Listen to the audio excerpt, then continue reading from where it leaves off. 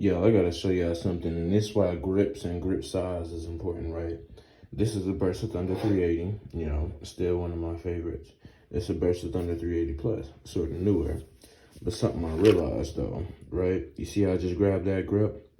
If you don't got training, you know what I'm saying? The more likely you're obviously gonna mess up with a gun. And when I say training, I don't mean you need to pay for some type of firearm training. Let's just replace that word with practice. If you don't practice with your weapon, you're most likely to fuck up with it, obviously, right? But when you're switching from a gun and you're not used to that grip difference or the size, or I guess you could say at times it could personally be in the way, Let's look at this, right?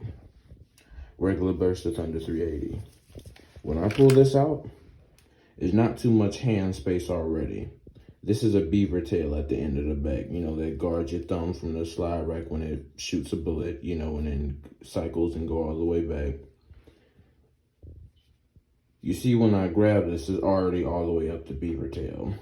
The further it is up there, your main hand that you're obviously using to pull the trigger, the better you can handle the recoil, which would make it perfect, if you were in a situation or if you were to quickly draw and shoot and aim with one hand.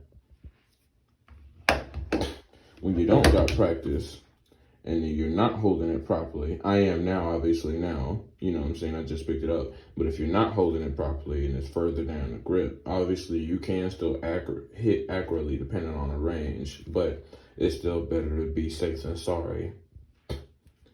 Have it as farther up as that beaver tail, and this one obviously has more room for a support hand. But I feel like your first few shots is probably gonna determine whether you lose or win the gunfight. And I'm not one of those believers that believe, oh, if you don't hit him within 6 shots and he's shooting at you and he got more capacity, you're more likely going to get shot, which I've heard before. Not common, but rarely. But I have to say that because a lot of people don't consider these small things. For example, if I was just walking to the gas station, I'd rather get something I know I can make sure I could shoot accurately no matter what. Versus, for those who don't know, I used to be a photographer.